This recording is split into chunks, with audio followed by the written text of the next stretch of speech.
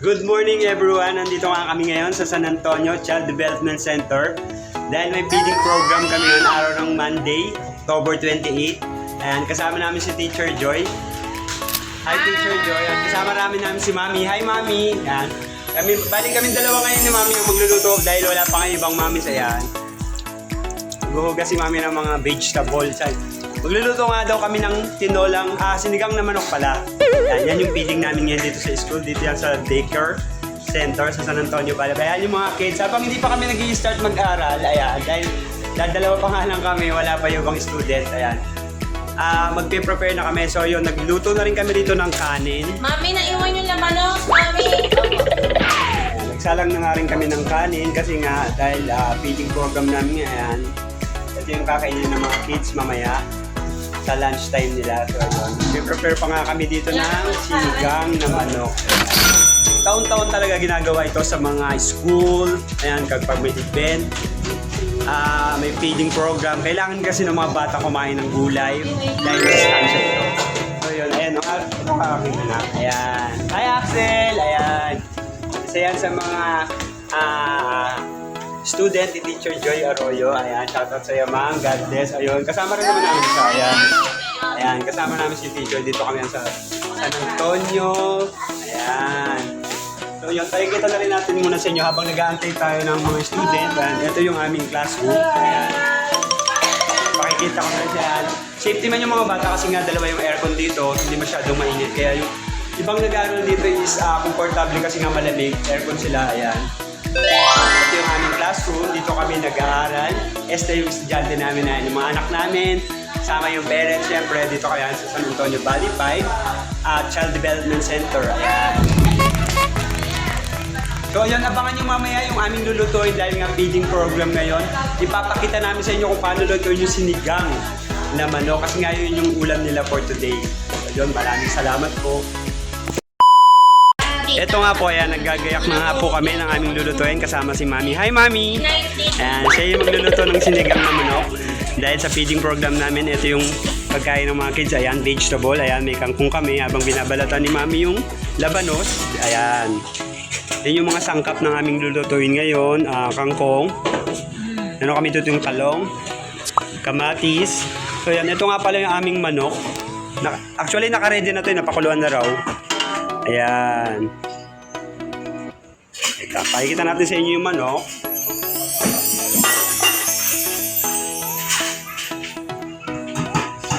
Pero may manok siya rito eh.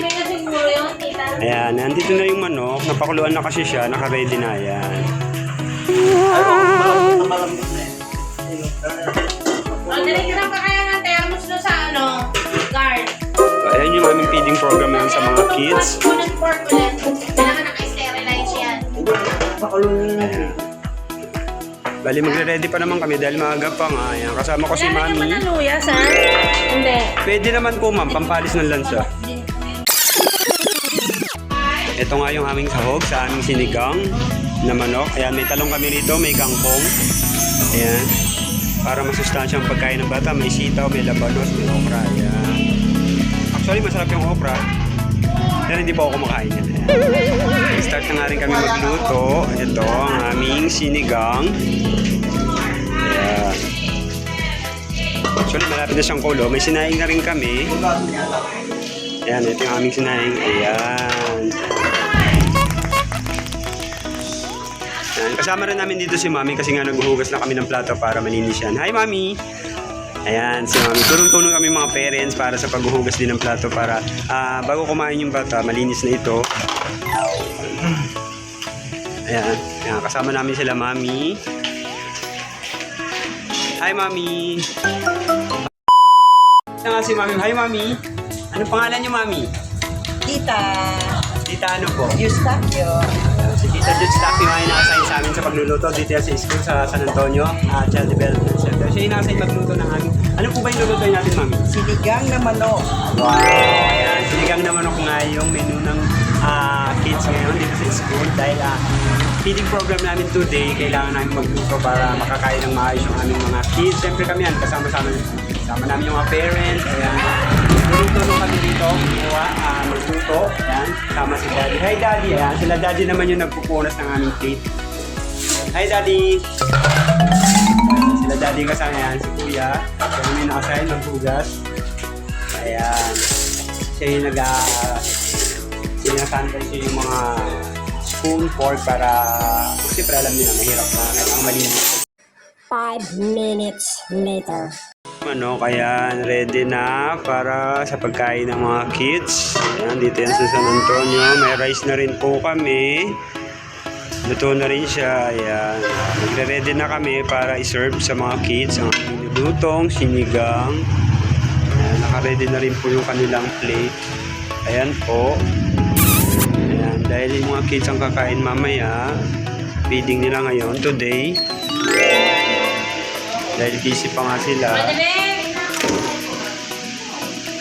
After nila mag-study, 10 minutes later.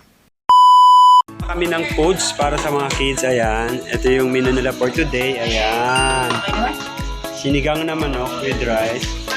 Ayan sila mami at daddy. Nagpe-prepare para i-serve sa students. 6 lang yata sila. Okay ba?